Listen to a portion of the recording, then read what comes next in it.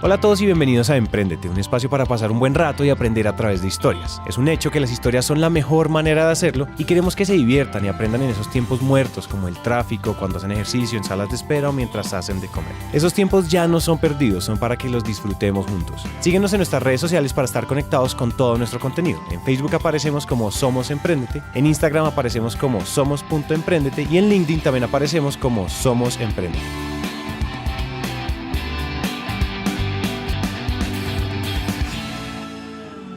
Lo que van a escuchar hoy es algo diferente. Resulta que esta entrevista fue realizada por nuestro equipo en Medellín, Pablo y Felipe. Y cuando llegó al estudio para producción, todo el equipo Emprendete quiso compartir sus comentarios en esta entrevista. Por eso decidimos prender los micrófonos y que seamos todos los que acompañemos esta historia que viene de la voz de Cipriano López. Cipriano es actualmente líder de innovación de Bancolombia, pero antes de eso pasó por empresas locales y multinacionales como L'Oreal, Danone, Bavaria y ASEP, que es una de las empresas líderes en el mercado de electrodomésticos. Cipriano a sus 35 años asumió la gerencia y ante toda la transformación organizacional de toda la empresa. Pero lo verdaderamente sorprendente es la calidad humana y la humildad con la que Cipriano habla de él mismo y de cómo empezó esa historia. En la mochila de las herramientas son muchas vivencias. Yo diría que eso fue un regalo de la vida, y para llegar a ese regalo de la vida, digamos que devolvamos en la máquina del tiempo. Por allá cuando Cipriano tenía 13, 14 años, por esos vaivenes de la vida, me fui a estudiar inglés cuando tenía 13 años, cumplí 14 años.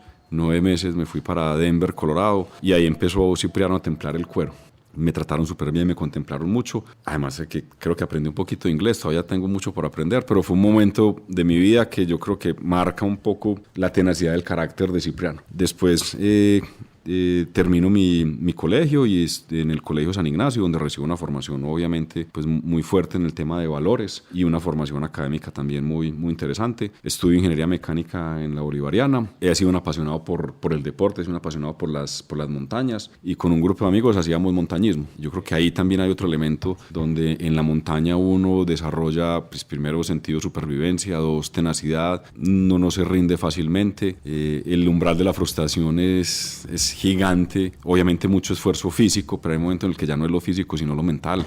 Cuando vos llevas 10 horas, 12 horas, 13 horas, 14 horas, ya tenés frío, tenés hambre, la ropa está mojada, las botas están mojadas, todo está mojado, y eso te templa mucho el carácter. También tener la humildad de decir no fui capaz y me devuelvo, y muchas veces lográbamos subir a una montaña, a un nevado, porque me recorrí Colombia en bus y en un carrito que tenía con mi hermana, un SJ 400, eso era una nota. Entonces digamos que ahí hay momentos de verdad donde vos vas templando el carácter, donde he sido un explorador, me gusta descubrir cosas nuevas, la rutina me agobia, me gusta conocer nuevas personas, conocer nuevos lugares, conocer nuevos paisajes, probar cosas diferentes, olores diferentes. Yo en la montaña me conocí lo bueno de Cipriano, conocí lo malo de Cipriano, conocí lo que me gusta de Cipriano, lo que no me gusta de Cipriano. Y digamos que ahí fue otro momento de verdad. Cipriano habla de Cipriano como si fuera una persona que admira desde lejos, como si llevara observando y analizando mucho tiempo para entender cómo ser mejor él mismo. Lo interesante es que Cipriano aprendió lo que lo hizo exitoso y un experto en los roles que ha desempeñado absolutamente a tropiezos y con viajes enriquecedores y llenos de experiencia. De ahí entonces hago mi práctica industrial, me quedo trabajando en IMUSA casi 3 años, una excelente escuela, una compañía que recuerdo con toda la gratitud. Me fui entonces a estudiar a Francia, me voy a estudiar inicialmente francés,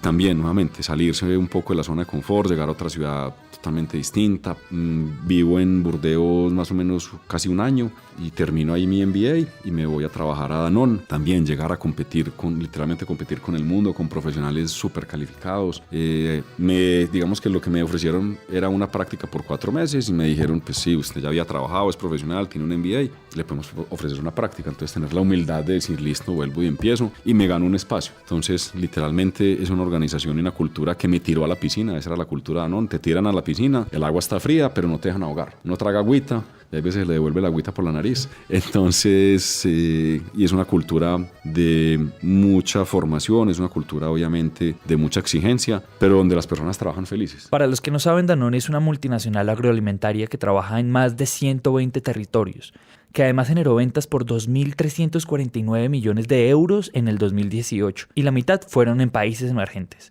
Entonces imagínense la clase de academia que tuvo que haber sido. Yo creo que hay una cosa interesante aquí es, yo siempre he sentido, y yo creo que después de tantas entrevistas que hemos hecho, yo siento que sí hay unos patrones que tiene la gente extraordinaria en su infancia. Nosotros desde hace un rato con Juan hemos hecho en las entrevistas y le pedimos a la gente que se vaya más atrás en su historia, pero mucho más atrás. Y hemos encontrado que hay patrones interesantes en su adolescencia, como en el colegio, o sea, no de bebé, no como que lo abrazaron más o le pusieron Mozart en los oídos.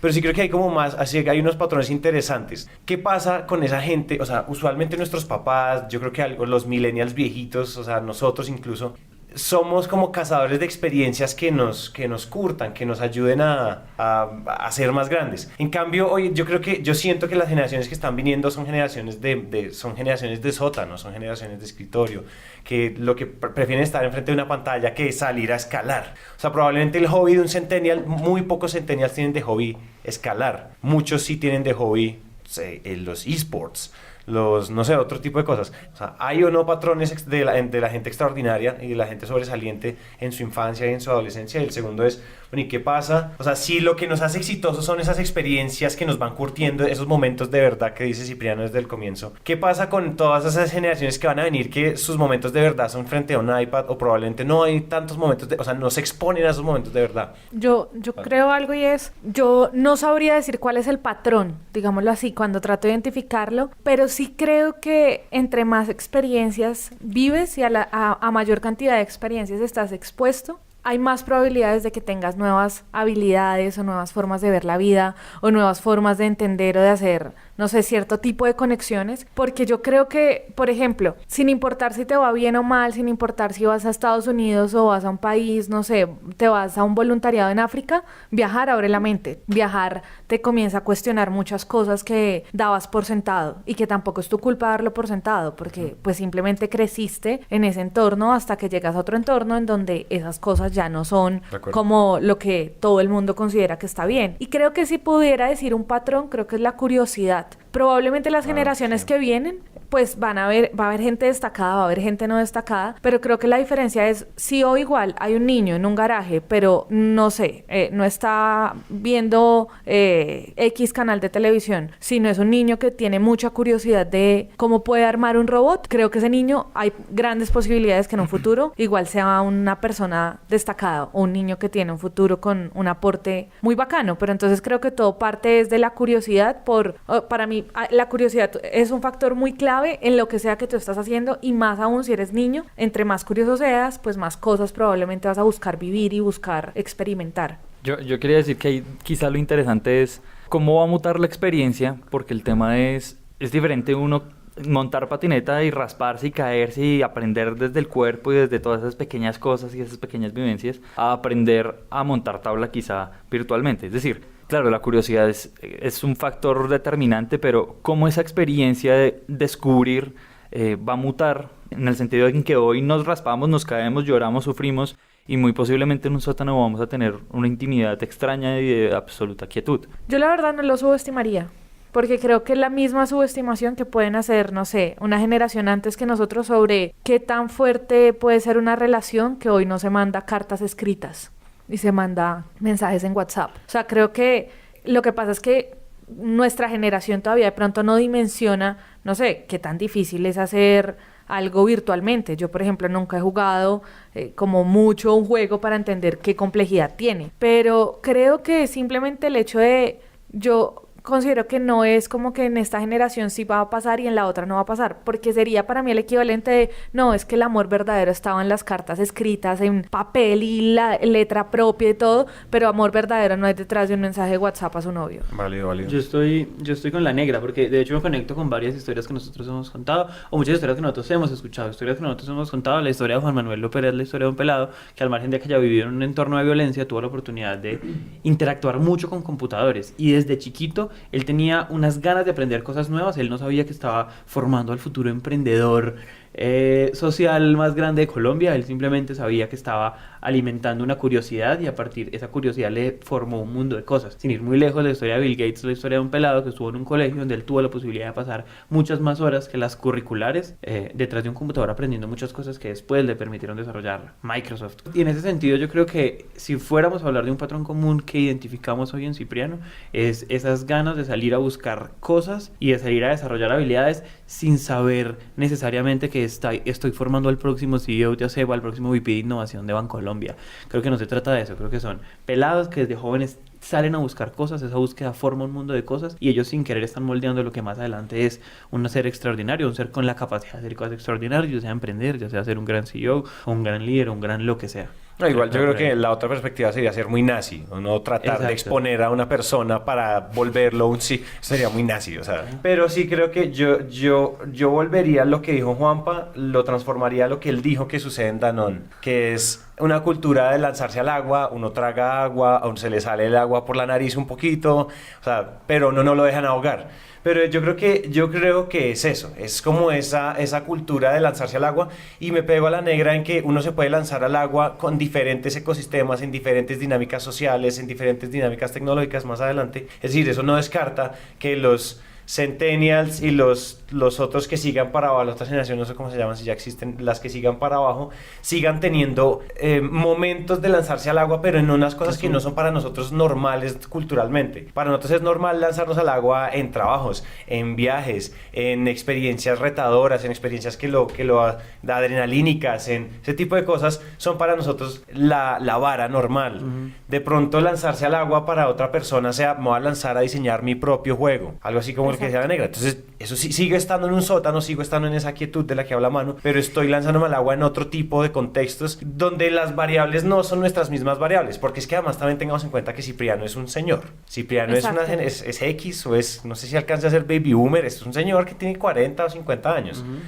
Y que además fue a Europa en un momento en que, como él dice, o sea, él no fue a la Europa fancy, digámoslo así, no fue a la Europa de que cool ir y quedarme un rato en España, en Madrid y Barcelona. No, él fue a una Europa recién reconstruida, que estaba recién reconstruida, entonces no fue tampoco, o sea, nada más por eso su experiencia ya es muy diferente a la experiencia que nosotros podemos tener con un mismo viaje a Europa. En resumen, todo está por hacerse e inventarse, y siempre hay maneras nuevas de hacer las cosas, y es entonces donde empieza a suceder la magia. Y para muestra de eso, continuemos con la historia de Cipriano. Guardo ese gran recuerdo de Danone como una muy buena escuela, donde me formó muchísimo en el tema de negociación. En ese momento, digamos que mi carrera profesional anterior fue en negociación, y aprendo a enfrentarme a unos mundos totalmente diferentes, a ser Messier López, pero que Messier López, cuando ya decía buenos días, ya sabían que era un extranjero. Entonces, romper una cultura, sobre todo la cultura del agro en Europa, súper fuerte, llegar a negociar con unas personas que llevan 30, 40 años y que son negocios de familia, que venden harina, y es un negocio súper tradicional, y que llegue un extranjero a cambiar un poco las reglas del juego. En ese momento no existía la palabra disrupción, pero sí, antes solamente, en ese momento en Danone Francia solamente se compraba harina de Francia, y yo empecé a comprar harina de España, harina de Bélgica, harina de Alemania, entonces a meter un poco más de otros jugadores a la mesa, entonces a sacudir ahí un poquito el palo de mangos, y cayeron algunos manguitos buenos.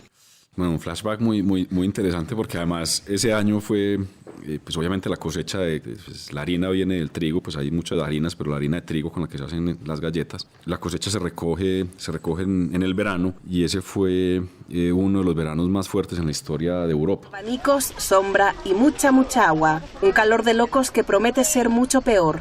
Incluso las temperaturas podrían llegar por encima del anterior récord europeo. Fue el verano, si mi memoria no me falla, fue 2002-2003. Y obviamente en la medida en que la cosecha no se puede recoger porque la cosecha se quema literalmente por el verano, pues el precio del trigo y la harina del trigo sube, entonces el precio del trigo sube. Entonces hubo realmente una crisis climática que afectó el precio del trigo, y yo no creo en las casualidades, yo creo realmente que las cosas pasan cuando tienen que pasar. Yo creo más bien en el sincronismo, y a uno le pasan muchas cosas que uno no sabe por qué le están pasando. Previo, digamos, que yo empezara mi práctica, tuve una inducción, y yo iba una vez a la semana, yo vivía en Burdeos, iba a París una vez a la semana. Era un viaje muy largo porque en ese momento no había tren de alta velocidad entre Burdeos y París, entonces yo me demoraba 4 horas yendo en tren, después tenía que coger un metro otra hora, llegaba a la oficina, entonces salía como a las 4 o 5 de la mañana, llegaba al final de la mañana, trabajaba toda la tarde y volvía y cogía el tren otra vez a las 6, 7, 8 de la noche, y llegaba el viernes por la noche, pero digamos que ese fue mi derecho a piso, porque esa fue como la condición. Mi práctica empezaba en un momento del año, pero ellos necesitaban una persona que ingresara antes. Entonces yo les dije, listo, venga, yo le apuesto y póngame en tareas, y yo trabajo los fines de semana, entre comillas, pues no trabajo, pero por lo menos me formo, y cuando llegue ya, digamos que cubrí un poco el periodo de formación. Digo que afortunadamente me tocó una jefe que quiero mucho, pero que yo creo que fue un poco irresponsable, porque nuevo literalmente nunca había tenido un contacto con ese mundo de las compras, literalmente de harina, y es una compra súper técnica. A las 2 semanas ya se fue a vacaciones un mes y me dejó literalmente en ese chicharrón. A mí me intriga mucho lo que es un buen negociador. Eso a mí también me genera muchas dudas, porque yo creo que el lado bonito, romántico, no sé si incluso ético de un buen negociador debería ser que busque el gana-gana para ambas partes. Pero yo creo que a la larga un buen negociador, en teoría sí debería ser el que busque ese gana-gana. Creo que en la práctica puede que varios de los negociadores que se cataloguen hoy como buenos simplemente es gente que le ayuda a ahorrar mucho dinero a las empresas. Yo tengo ahí un punto y es, yo creo que esa decisión siempre va encaminada a cuál es el propósito, uno, de la persona, del individuo, del negociador, y dos, del propósito de la empresa. Es decir, ese tipo de renuncias y ese tipo de decisiones siempre tienen que tomarse mientras usted tenga una ruta muy clara. Es decir, hasta que los propósitos no estén descritos muy claramente, no se pueden tomar ese tipo de decisiones. Entonces, antes de volverte un gran negociador, tienes que volverte también un experto en planeación y un experto en tener muy claro cuál es el propósito que quieres alcanzar. De acuerdo con eso. Yo estoy de acuerdo con la negra y con Manu. Yo quiero darles una pista aquí que se me acaba de ocurrir de los episodios que hasta ahorita a la fecha de hoy han salido de Innovación Bancolombia, del podcast que estamos produciendo con el banco. Y es que ellos siempre, cada vez que, o sea, ese banco hace disrupción por todos lados, hace innovación por todos lados. Y en las entrevistas que hemos hecho ya como 30 y algo entrevistas, hay una cosa particular, y es que cada vez que van a hacer disrupción en una empresa grande, todos dicen como, no, es que el banco es muy pesado, es una estructura enorme, 33,000 empleados, eso no es un equipo de garaje de 4 personas donde la junta directiva está a la vuelta del ojo. Entonces, una de las cosas que yo creo que debe tener un disruptor, sobre todo, él fue un disruptor en negociación, hay disruptores en otras cosas, él fue un negociador que fue a romper esos paradigmas. Creo que él debió haber tenido, y ahí lo menciona una jefa, él debe haber tenido un patrocinador. Si uno va a hacer disrupción en una empresa, uno debe tener un patrocinador, un sponsor, alguien arriba que le diga que sí. Nequi, que hoy es el neobanco insignia de Colombia, no hubiera sucedido si Juan Carlos Mora, el presidente de Bancolombia, no hubiera dicho, hágale, usted tiene mi bendición. Eso no pasa en un emprendimiento. En un emprendimiento yo necesito un sponsor. ¿Qué pasa? Hay otra cosa, y es que cuando uno hace disrupción en empresas tan grandes, y para los que nos estén escuchando que estén en empresas grandes, es lo mismo. Buscarse un sponsor, pero también otras áreas. Cuando uno hace disrupción entre un equipo de 4 fundadores, uno simplemente tiene que alinear 4 mentes que usualmente ya están alineadas. Cuando uno está en una empresa enorme, uno tiene que alinear áreas, eso tiene un centro de costos, eso necesita unos recursos, eso necesita una nueva estructura, sobre todo si uno está, no sé, yéndose tan lejos como lo que hablamos de Nequi, sacando un spin-off, una nueva empresa. Hay que mover un montón de piezas que se mueven y un montón de piñones que para un emprendedor no es necesario. Los 4 fundadores simplemente toman la decisión de hacer esto y se hace. Yo creo que lo cierto es que de ganitas, o sea, de solo ganas, nadie va a lograr nada. Es decir, aquí sí importa el espíritu y ser súper dispuesto a la disrupción y demás, pero yo creo que el primer trabajo que uno tiene que hacer es lo que está diciendo Santi. Si uno no encuentra la manera de negociar adentro y de que la gente le crea, con solo el espíritu no se va a lograr nada. Ahí viene el reto para hacer disrupción en un emprendimiento, y es que creo que en cambio en un emprendimiento puede pasar todo lo contrario y ser incluso dañino, y es que muchas veces uno quiere ser disruptivo en todo, en el producto, en cómo contrato, en cómo entran las finanzas, en cómo facturamos. Por ejemplo, incluso nosotros quisimos ser muy disruptivos hasta en nuestras tarjetas de presentación, entonces nadie tiene cargos ni siquiera en la tarjeta de presentación, entonces es un lío porque uno entrega la tarjeta y es, venga, no, pues ya le explico qué significa esa palabra rara que tengo debajo y no es mi cargo, nada tiene que ver con esto, pero es que yo quería ser disruptivo hasta en la tarjeta de la presentación. Entonces creo que ahí, y no sé, tampoco soy una experta en ser disruptiva o en innovación, pero sí creo que es muy diferente lo que uno quiere generar cuando está en una gran organización, que ahí puede ser más bien incluso pocas las iniciativas, entonces hay que pedalear mucho, pero creo que en cambio los emprendedores también llega un momento en el que tenemos que aprender es un poco de, ok, yo no voy a cambiar todo para decir que soy innovador, voy a ser innovador en todo, o sea, desde como contrato hasta como diseño las tarjetas de presentación,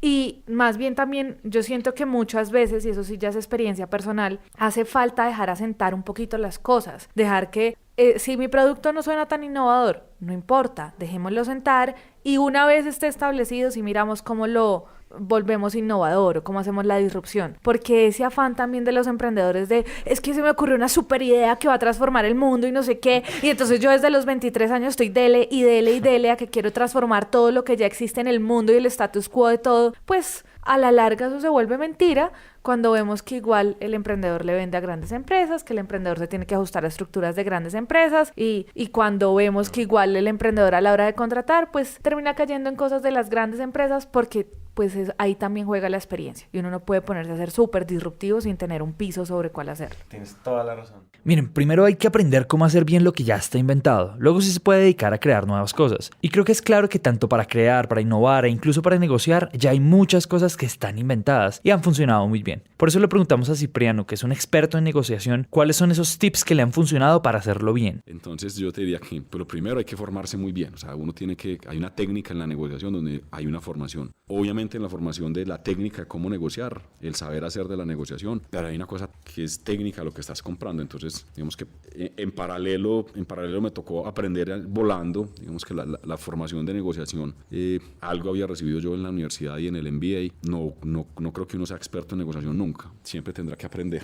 Entonces digamos que hay una parte de formación, hay una parte del conocimiento técnico de lo que está comprando. Yo lo pondría esa como el número 1. Número 2 es que no es una frase de cajón que la negociación tiene que ser win-win, pues que gana, eso no es carreta. O sea, una negociación puede ser buena una vez para una persona, pero si reiterativamente solamente es buena para una persona, ahí lo que hay es una transacción y no hay una relación. Y finalmente, las relaciones tienen que ser de largo plazo. Y sobre todo en esos emprendedores donde se va a construir nuevamente a partir de los valores hay una palabra que me gusta mucho que se llama IT, Integrity and Trust, integridad y confianza. Entonces, yo te diría que lo tercero, entonces lo primero es formación, lo segundo es tener claro que eso tiene que ser gana-gana, eso es lo segundo, y lo tercero, obviamente que la negociación se hace con seres humanos, con personas, y hay que administrar muchas emociones, entonces la inteligencia emocional, como la quieras llamar, o el autocontrol, es un tema, la negociación al final del día estás negociando esas emociones, puedes estar comprando una casa, puedes estar comprando un carro, estás administrando emociones, entonces conocer muy bien tu contraparte, quién es, qué lo mueve, qué no lo mueve, qué le gusta, qué no le gusta, hacer muy bien ese due diligence o esa diligencia,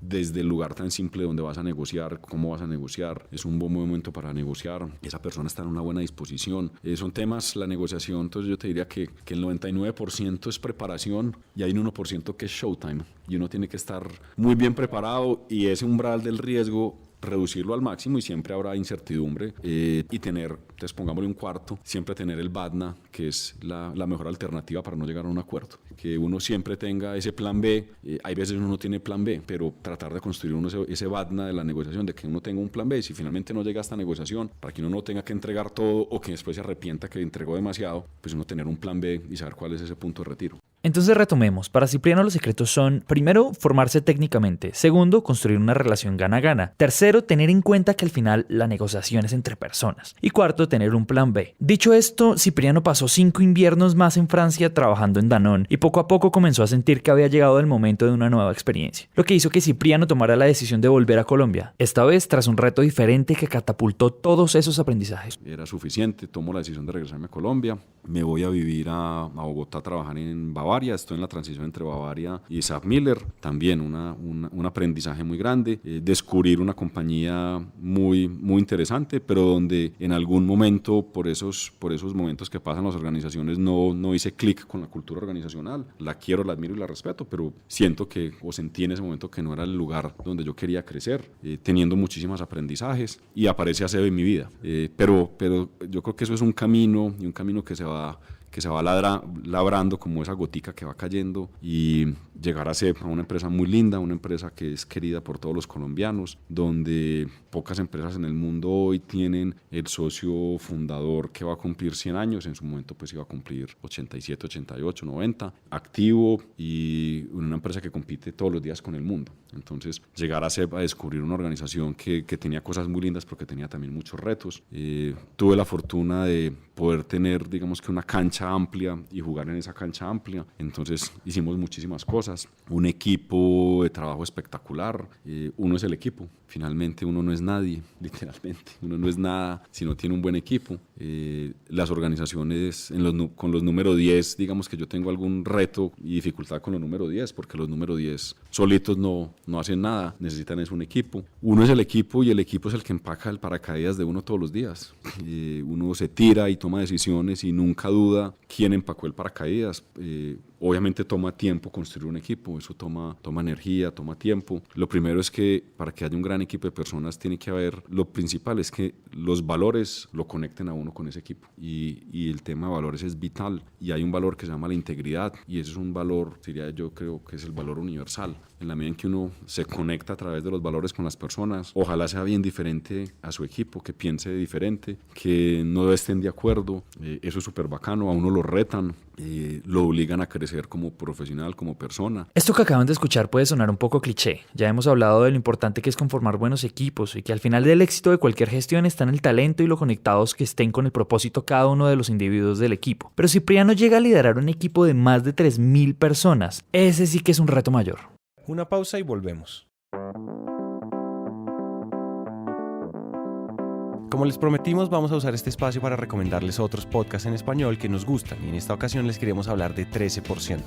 13% nace porque Andrés y Nicolás se encontraron con que solo el 13% de la población les gusta su trabajo y con este número tan triste decidieron hacer algo al respecto. Por eso crearon un podcast donde cuentan historias de gente que ama lo que hace. Ya saben, los encuentran como 13% pasión por el trabajo. Estamos felices de contarles que en Emprendete lanzamos un nuevo podcast en conjunto con Bancolombia. De aquí en adelante, todas las semanas, además de escuchar en este canal historias de emprendedores y empresarios, vamos a tener un espacio exclusivo para hablar de transformación digital, tecnologías disruptivas y economía digital. Lo pueden encontrar ya en Spotify o en Apple Podcast o donde sea que ustedes escuchen sus podcasts con el nombre Innovación Bancolombia. Muchas personas nos han escrito preguntándonos cómo pueden ayudarnos y la verdad es que la mejor forma es compartiendo nuestro contenido. Suban una historia a Instagram y menciónennos. Quisiéramos ver en qué momentos y a qué horas nos escuchan. Claro, nosotros lo reposteamos. Mientras más personas nos conozcan, más personas vamos a poder impactar. Y volviendo al episodio... Digamos que lo bonito de ASEP es que desde la creación y la fundación de ASEP, don José María Acevedo Alzate es un innovador y un emprendedor innato. Desde el año 1930 y 1940, cuando se crea ASEP, pues don José ha sido un innovador y un emprendedor innato. El reto no era ese, el reto era entender que en el ADN de la organización se tenía esa traza en el ADN, pero cómo se despertaba. Así es. Porque queramos o no, pues digamos que era una organización de más de 3.000 personas y cómo se empieza a sembrar esa semillita y que se vuelva realmente un rasgo cultural. Eso empezó muy desorganizado. La verdad es que son procesos que ya cuando yo miro hacia atrás digo, demasiado de buenas, que gol con la mano, porque si hoy te tuviera que decir cuál sería la fórmula Coca-Cola, no sé, pero probablemente diría, el mayor reto es identificar los valores de una organización, qué es lo que lo hacen único y por qué le han permitido en el tiempo llegar a donde han llegado, y todas las organizaciones tienen cosas muy bacanas y cosas muy lindas. Entonces, identificar eso que no es negociable, y en este caso se llaman los valores de ASEP, que son 5, que es ser íntegro, humano, cercano, apasionados y abiertos al cambio. Entonces, digamos que esa es la esencia de la organización. A partir de eso, identificar esos músculos que le permiten a la organización avanzar, y hay unos stopper o otros músculos que había que desarrollar porque de pronto no se habían utilizado o estaban un poco atrofiados, pero tener eso muy claro, porque a mí la palabra cambio no me gusta más la palabra transformación, salvo que uno tenga que decir yo cambio A por B porque ya finalmente aquí este modelo se me agotó. Entonces el proceso empieza por identificar esos valores, o debería empezar por identificar esos valores, que es lo que hace una organización única, diferente, que al final eso se lleva a decir cuál es mi propuesta de valor. No lo hicimos en ese momento de esa forma, pues te digo que fue muy desordenado, cuál es ese propósito superior, y tuvimos que escarbar mucho hasta identificar que el propósito superior de ASEP, ese para qué, de esas 4.000 familias que están en ese ecosistema y dependen de ASEP, es hogares y familias felices, porque al final del día ASEP realmente es la fábrica de los sueños de esas 4.000 personas. Y afuera, al consumidor final, cuando llega la primera estufa y las familias dejan de cocinar con leña, o llega la primera nevera a la casa y nunca han podido comprar proteína porque no tienen cómo almacenarla, o dejan de lavar a mano porque esa familia invierte mínimo 8 o 10 horas a la semana lavando a mano. Entonces nosotros sí creamos calidad de vida. ASEP sí crea calidad de vida con sus electrodomésticos. Entonces, valores, propuesta de valor, propósito superior, y todo eso va de la mano en un proceso de transformación, y ese proceso de transformación va irrigando en ese ecosistema tanto adentro como afuera una cultura de innovación. Y ahora el reto que tiene ASEB y que tenemos todas las empresas y que venimos hablando mucho en este último mes es en esa transformación digital y en esa cuarta revolución industrial. Que Medellín tiene un reto gigante, pasa de una ciudad que dependía mucho de la minería, dependía mucho del mundo industrial, tiene unas grandes capacidades industriales, tiene una gran capacidad desde el mundo de los servicios. Ahora es en esa cuarta revolución industrial cómo migramos y cómo hacemos esa amalgama con lo físico y lo digital, porque yo no creo que el mundo vaya a ser digital, siempre va a haber parte física y digital, y hoy se habla de una palabra que se llama phygital, que es físico y digital. Entonces el reto es unir esos dos, porque al final del día vas a tener seres humanos interactuando y eso no lo vamos a poder separar. Con la entrada de Cipriano a ASEB como líder de la compañía en el 2010 empieza la verdadera transformación organizacional, y durante 8 años Cipriano se encargó de duplicar las ventas de ASEB, de construir una mentalidad de cambio en ese equipo que se consolida como líder de la línea blanca en Colombia y sobre todo de dejar la vara muy alta para la construcción del ecosistema empresarial en Colombia. Y esto lo decimos porque uno de los hitos más grandes de Cipriano fue haber hecho una alianza con la multinacional Whirlpool, mediante la cual se puso en operación una planta de lavadoras en el municipio de Copacabana. Es decir, Cipriano consiguió que ASEB se aliara con su competencia directa para producir juntos los mismos productos. Es justo aquí donde entendemos que todas esas vivencias y aventuras que nos ha contado Cipriano le permitieron cambiar las reglas de cómo hacer empresa. Y nuevamente, eso va nuevamente desde el ecosistema, y uno tiene que ser humilde en entender qué hace bien y qué no hace tan bien. Y tratar de identificar en el mundo quién lo puede uno complementar. Entonces, un poco la historia es, digamos que en el caso puntual de este proyecto que ustedes hablan, que se llama ASEB Whirlpool Industrial, que es una fábrica de lavadoras, donde en el mismo parque industrial de ASEB en Copacabana, Antioquia, hay una planta donde se producen lavadoras entre ASEB y Whirlpool, y se coopera atrás, pero ya cuando sale la lavadora producida en el muelle de carga, hacia adelante se compite. Digamos que eso nace de un proyecto de muchas personas, de muchas conversaciones. Yo diría que sería pues arrogante decir que eso nació por Cipriano, jamás. Simplemente digamos que me tocó ser un poco como que el director de orquesta y pedalear mucho, la verdad. Literalmente para ese proyecto, digamos que me devuelvo un poco más en el tiempo. Cuando Cipriano ingresa a ASEB, me encomiendan 2 proyectos. Uno, hacer un centro de distribución automatizado. Estamos hablando del año 2007, prácticamente un centro de distribución robotizado, y montar una fábrica de lavadoras. Entonces, afortunadamente no montamos el centro de distribución robotizado porque no hubiéramos pasado muy maluco. Muy rápidamente identificamos que ese proyecto no era viable y que no era el lugar en ese momento y en el tiempo y en el espacio, que no era apropiado hacer una inversión. Y empezamos a trabajar en una fábrica de lavadoras, pero nuevamente yo no creo en las casualidades. Íbamos por una ruta de vuelo, íbamos, digamos que relativamente muy avanzados en una ruta, y llega la crisis financiera del 2008, y el proyecto se para por obvias razones, y también mucho de ese proyecto estaba apalancado en una venta hacia Venezuela de electrodomésticos. Entonces también empieza un poco la relación entre Colombia y Venezuela a complejizarse. Entonces digamos que el proyecto se para, y eso es año 2008, 2009, y finales del 2009, empezando el 2010, entonces literalmente cogimos una maleta y le dimos la vuelta al mundo en bicicleta y empezamos a tocar muchas puertas en esa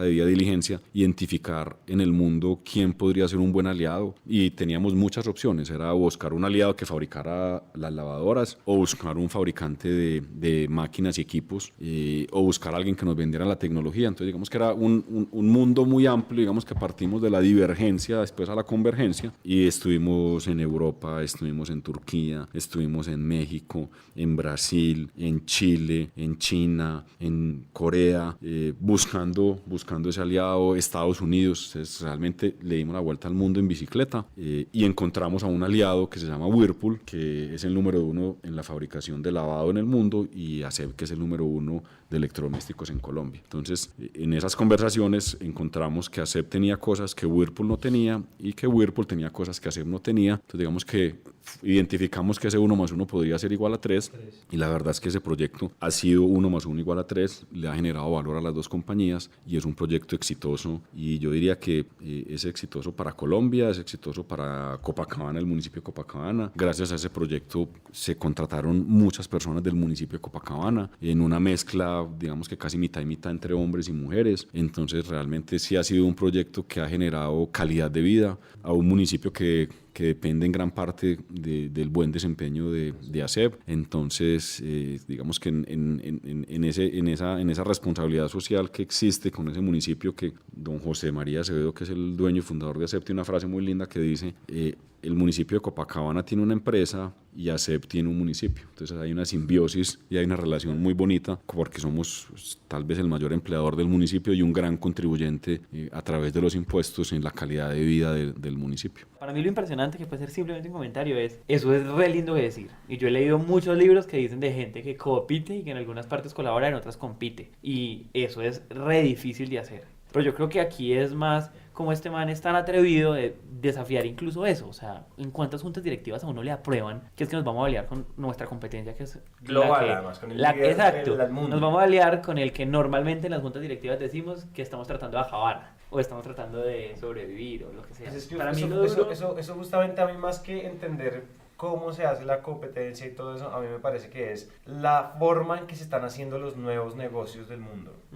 Eso también. Porque a mí me parece que eso más que un ejemplo de competencia exitosa, que eso lo puedo leer en cualquier artículo de Forbes, en cualquier artículo de lo que sea, yo creo que es más los visos que nos está dando a cómo es que vamos a hacer negocios y cómo es que va a ser la industria del futuro. Es muy sencillo pasar a cooperar en vez de competir si entendiéramos que en realidad muchas cadenas de valor de muchos de nuestros negocios son muy parecidas en muchos puntos de la cadena. Por ejemplo, a mí eso me parece un espectáculo. O sea, el líder del mundo se alía con el líder de Colombia y montan y tienen toda una operación, o sea, de oficina para adentro todo es igualito y de fábrica para afuera se están despedazando en el mercado. Que eso creo que es lo que tiene que seguir pasando. Yo creo que competir por mercado es lo que sí es lo que tiene que seguir pasando, porque eso es lo que dinamiza todo este tema. Pero de ahí para atrás, siempre y cuando uno cumpla con lo que uno cumple, con calidad, con todo lo que tiene que cumplir, yo creo que de ahí para adelante nos despedazamos afuera y adentro. Eso, o sea, imagínense, o sea, si esta mentalidad cipriano se pudiera aplicar a un montón de industrias, o sea, las cosas cambiarían mucho. Yo creo que sí, o sea, para mí lo que es muy interesante es la capacidad que tiene este hombre de observar a la empresa con cualidades y defectos, que creo que aunque se dice mucho y aunque también es, o sea, como que está muy hasta incluso en lo cliché, una cosa es decirlo y otra cosa es hacerlo, otra cosa es aceptar que yo como empresa tengo estas debilidades que mi competidor no tiene, y bueno, también admitir, o sea, entender el punto de mercado de cuáles son las debilidades del otro, porque yo me imagino que cuando él se acerca a Whirlpool, él ya tenía estudiado, digamos, cuáles eran como los puntos débiles o los puntos flacos de ellos por donde podían entrar. Pero también eso pasa mucho y es, bueno, de pronto yo sí sé cuáles son mis puntos débiles, cuáles son mis fortalezas, pero de ahí entender eso en mi competidor, más allá de un análisis superficial, muchas veces no pasa. En ese sentido de que si yo estoy aportando, la otra persona también me puede aportar, y en esa colaboración podemos hacer que el mercado se eduque mejor, que nos pidan más, que el producto sea más apetecido. Es decir, eso no solamente tiene que pasar en las grandes empresas, sino también puede pasar en los pequeños negocios, en los pequeños emprendimientos en los que estamos creando como esa colaboración. Claro, pero yo ahí sí tengo un punto en contra, y es... yo siento que las colaboraciones entre emprendedores, y qué pena, y si quieren, si me van a odiar, pues me pueden escribir al WhatsApp diciendo lo mucho que odian esto, pero las colaboraciones entre emprendedores a mí por lo general me parecen muy malas, y es porque por lo general son dos personas con un mercado todavía débil, con una propuesta de valor como no tan validada, diciéndole, ¿cómo me ayudas tú? Además, que por lo general siempre es, ¿cómo nos aliamos para vender más? Acá se aliaron para producir más. Problema de ASEP si no vende las lavadoras que produjo en esa planta. Pero a mí en lo que yo he percibido de alianzas entre emprendedores, lo que más me ha como perturbado, por no decir molestado, es... Me da rabia que las alianzas siempre son como, ven, pero entonces para vender, pero entonces no me cobres, entonces yo no te cobro, y entonces todos somos lindos y no nos cobremos, y pues tampoco, porque yo creo que finalmente cuando uno tiene una visión de hacer empresa, es porque pues acá hay unos números, pongámoslos sobre la mesa, seamos abiertos y, listo, hermano, así vamos a ahorrarnos tanta plata en personal, va para adelante. Yo estoy parcialmente de acuerdo con la negra, porque en nuestro caso nos ha pasado mucho. Personalmente, cuando hemos tratado de cooperar con otras empresas, pues ha sido muy fofo, muy flojo, muy tibio. Sin embargo, por ejemplo, yo miro, estoy de acuerdo porque que se necesitan recursos. O sea, para cooperar se necesitan recursos y alocar unos recursos estratégicos en una competencia donde los dos estamos poniendo algo para lograr un objetivo y hay un despliegue detrás de eso. Yo no sé si para eso hay que ser grandes o pequeños. ¿Por qué? El siguiente ejemplo, en Colombia la industria de la cerveza tiene dos grandes frentes, tiene la cerveza artesanal y tiene la cerveza industrial. Uh-huh. Aquí en Colombia, para los que nos escuchan por fuera de Colombia, las grandes empresas son Bavaria, son... pues que Bavaria ya es SAP-Miller. Esa es la cervecería que se llevó todas las góndolas de todos los centros comerciales están dominadas en el 90% visualmente por Bavaria, marcas de Bavaria. Y está la otra cara, que es la cerveza artesanal, que son un montón de productores chiquitos, de plantas pequeñas. Nosotros entrevistamos en un episodio con Alejandro Manotas, él tiene una empresa que se llama Melas Craft Beer, que es una empresa pequeña. Entonces, ¿en qué sentido la competencia sí me gusta cuando somos chiquitos? Y es que no hay que ser grandes para cooperar, pero si somos chiquitos igual hay que hacerlo con seriedad. Entonces, ¿qué fue lo que hicieron ellos? Ellos hicieron el gremio de cerveceros artesanales, ¿tú me corriges? Eso se llama cerveza. El gremio de cerveceros artesanales, y todas las grandes marcas y pequeñas de cerveza artesanal de Colombia se unieron para empezar a quitarle mercado a través de activaciones culturales, a través de cartas cruzadas, menús cruzados en sus pubs, en sus bares. En ese sentido yo creo que sí. Sin embargo, creo que la variable siempre es, esto no tiene que ser como nos vemos, nos tomamos un cafecito y miremos cómo cooperamos. Y la cooperación debe ser estricta, debe tener implicaciones contractuales, debe tener cláusulas, debe tener objetivos, KPIs. Yo voy con eso. Es que yo no sé si vale la pena dar contexto. Nosotros tenemos una particularidad, es que nosotros somos un medio, y es un medio que tiene una audiencia grande, y en ese sentido a nosotros todos los días nos escriben a que hagamos alianzas, y esa alianza significa por favor habla de mí, es decir, agrégame valor, pero yo no sé cómo agregarte valor a ti. Y el problema ahí no es que las alianzas sean buenas o malas, es que las alianzas solo tienen sentido cuando las dos partes ganan, y eso es un hecho. Se coopera cuando vale la pena cooperar a los dos lados de la cooperación, y eso es lo que muchas veces nosotros no encontramos. Entonces hoy hay 2.000 millones de casos de cómo la gente no puede trabajar junta y de cómo hay un mundo de zapateros chiquiticos que no pueden atender clientes grandes porque simplemente no pueden trabajar juntos.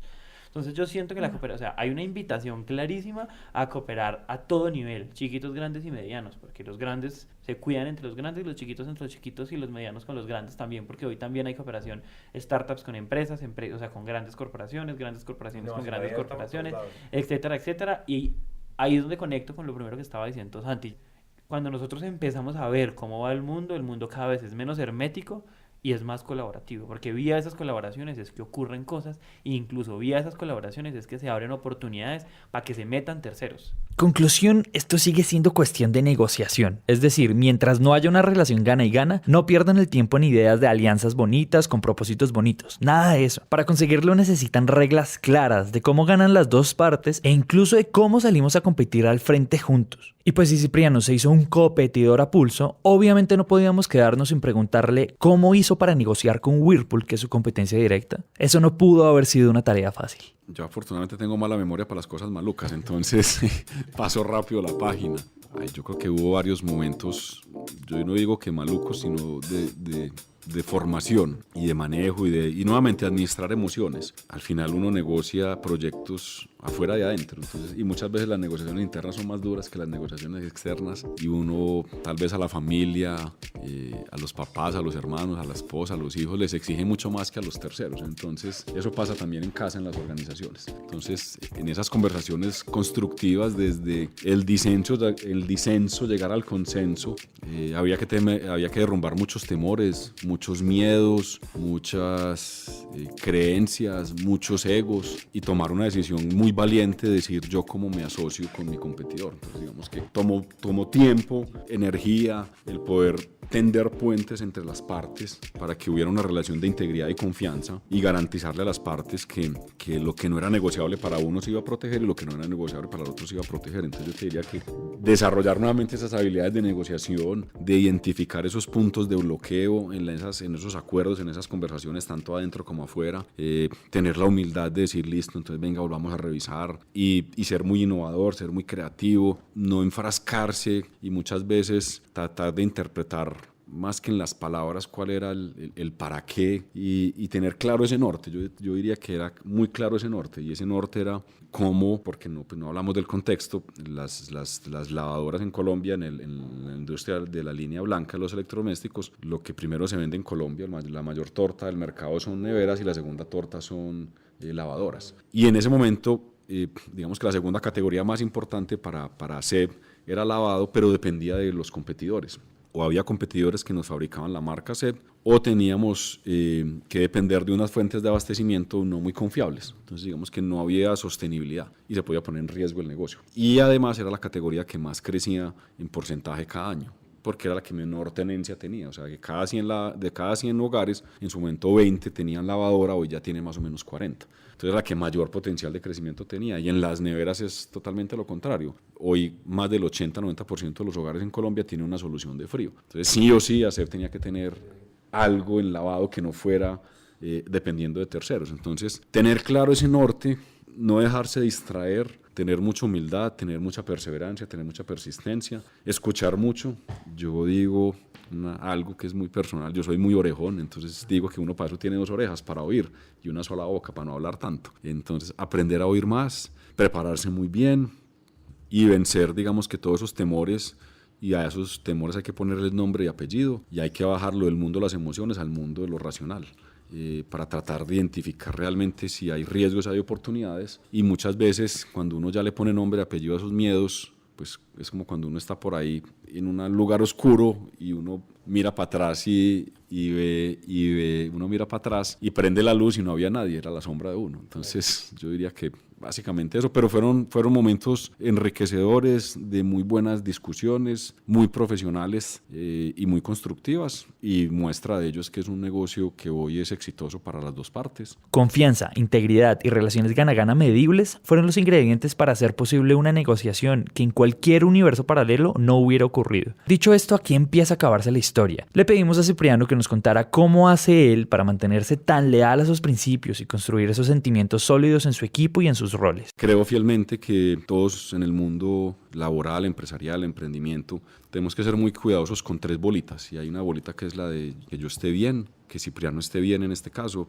que esté bien físicamente, que esté bien mentalmente, que esté bien emocionalmente y que esté bien espiritualmente. Espiritual no es religiosidad. Para mí la espiritualidad la vivo sobre todo en la naturaleza, con mi familia, y que Cipriano esté bien. Si Cipriano está bien, que esa es su primera bolita, la segunda bolita es la de la familia. Que Nana esté bien, que Clemente esté bien y que Valentín estén bien. Si esas 2 bolitas están bien, llámese la empresa, el negocio, el emprendimiento, uno va a ser imparable, porque ahí hay eclipse total de sol y de luna. Es difícil decir que yo o estoy enfermo o tengo un problema familiar y voy a ser capaz de rendir en el trabajo. Sí, claro, todos lo hemos vivido, pero eso te resta fuerza y te resta potencia y te resta energía. Y se vuelve también un círculo virtuoso, porque si ese emprendimiento, ese trabajo o esa profesión, vos estás feliz, estás bien. Y ser feliz no es que todos los días te levantaste muerto de la risa, no, porque hay días difíciles y hay días que le da a uno duro ir al colegio literalmente.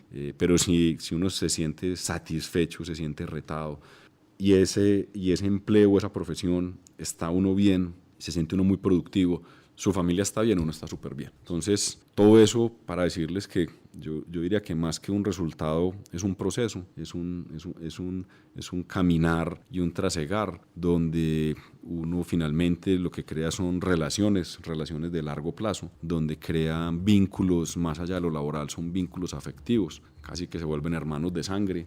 Hay una frase que me gusta mucho y se la aprendí a una persona que conocí el año pasado también, gracias a una invitación que nos hicieron en su momento de Bancolombia, España, de una montañista, que es la única mujer que ha hecho, en el mundo hay 14 montañas que tienen 8.000 metros, entonces se llaman los 14 8.000. Ella ha sido la única mujer que lo ha logrado, hizo un proyecto en 10 años, digamos que al final de ese proyecto, ya casi terminando los 14 8.000, no sé si por confiada o por exceso de fatiga, o bueno, digamos que ella comete un error, y ese error es que finalmente no se hidrata después de haber subido, de haber hecho cima, llegan al campamento número 3 y se duermen, y cuando se levanta literalmente se le dispararon los breakers, ella no fue capaz de pararse, pues porque no estaba hidratada, entonces, y ella se iba a morir, literalmente se iba a morir porque no era capaz de moverse, y su equipo casi que entregó la vida por ella, y contaba ya que era una caminata corta, 4, 5, 6 horas, y les tocó casi 2 días para bajarla a ella literalmente. Entonces ella dice que los grandes equipos están hechos de grandes personas, y esas grandes personas son las que a los 7.400 metros te bajan y no te dejan morir. Por último, le pedimos a Cipriano que nos diera algunos consejos para emprender mejor. Hace algunos años me senté a escribir mi propósito superior, ese para qué, ese why de Cipriano. No fue fácil, rayé mucho. No sé si todavía se pueda mejorar, seguramente que sí, pero digamos que en mis palabras es el para qué de Cipriano. Yo lo traduzco en ser feliz y hacer feliz a otros haciendo cima. Eso cómo se come. Yo busco la felicidad, o sea, la satisfacción personal de esas 3 bolitas, que esté bien Cipriano, mi familia y mi trabajo. Pero no solo, no es un lobo estepario, es con otras personas alrededor. Llámese mi familia, llámese mis compañeros, llámese mis socios. Y hacer cima con otros es retarse, es asumir riesgos, es no conformarse fácilmente, pero también tener la humildad de decir, paremos que no estamos listos para subir, y digamos que se mueren más personas bajando el Everest que subiendo, porque cuando llegan a la cima ya están cansados. Entonces en un emprendimiento uno tampoco se puede morir bajando, entonces también hay que autorregularse. Entonces yo diría que Cipriano es un explorador incansable, que mete la pata, que se equivoca, que le gusta mucho aprender, que le gusta que le den feedback. También es muy necesario poder construir una comunicación de doble vía, donde las personas realmente te digan lo que estás haciendo bien o lo que no estás haciendo bien. Hacia uno le duela, hay veces uno no quiera oír eso, pero eso te vuelve mucho más, digamos que más sensible, te vuelve mucho más cercano. Y realmente todos somos un producto que está todavía en construcción, nadie es un producto terminado. Entonces a esos emprendedores yo les diría, tienen que tener un sueño, y si uno no tiene un sueño en la vida, pues pasa muy maluco. O tiene que tener muchos sueños, más bien, hay que tener muchos sueños. Reformulo mi frase, hay que tener muchos sueños, y esos sueños tienen que estar en esos 3 mundos: sueños personales, sueños familiares, sueños laborales o sueños de negocio, y garantizar que haya un buen equilibrio. Y nuevamente, cuando pasan las cosas y cuando llegan las tormentas y cuando llegan esos momentos difíciles, tener como la humildad de respirar profundo y decir, bueno, ¿por qué me estará pasando esto? O sea, yo no creo nuevamente en las casualidades, las cosas pasan cuando tienen que pasar. Y ser muy sensible como a esos signos vitales, que finalmente a uno le pasan 1000 cosas en el día a día y uno no es consciente de eso, pero el sistema te manda muchas señales. Y si uno no las lee a tiempo, de pronto es un poquito tarde. Entonces hay que estar muy alerta, y para eso, nuevamente, ese balance de lo físico y de lo mental, hacer meditación, hacer mindfulness. Ahora estoy metido con un tema muy interesante que se llama el Qigong, que es un tema de manejo energético. Entonces eso me gusta mucho, digamos que ese dominio nuevamente de la mente y de los sentimientos y de la energía. Creo fielmente, pues somos un cuerpo energético. Entonces... bueno, digamos que aquí podríamos tener mucho espacio para muchas cosas.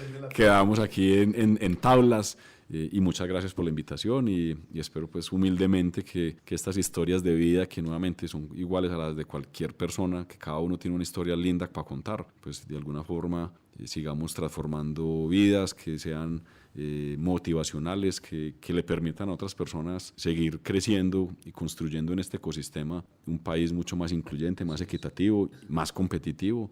Y los colombianos y los antioqueños y en general somos muy berracos, y hay que aprovechar, digamos, que todo ese código genético que tenemos y ponerlo a servicio de esta sociedad.